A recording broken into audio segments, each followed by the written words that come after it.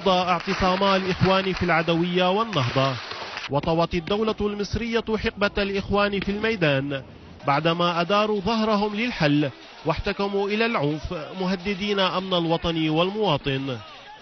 أقفلت الرئاسة المصرية الأبواب أمام فوضى الإخوان، وأعلنت حالة طوارئ لمدة شهر في البلاد، ونفذ الجيش المصري انتشارا واسعا لحماية المنشآت الحيوية بعد محاولة الإخوان نقل العنف إلى سائر المدن المصرية ونقل البلاد كلها إلى حافة الحرب الأهلية. لم يستقر عداد القتلى بعد، ولم تحصر أماكن الاشتباكات.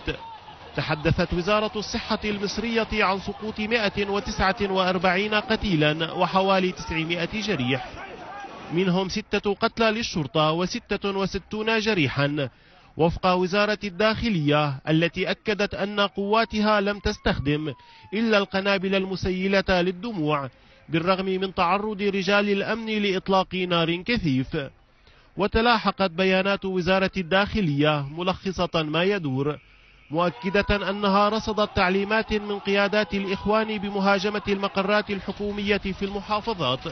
وأنها تواجه مجموعات إرهابية، ناهيك عن توقيف قواتها ل600 متورط،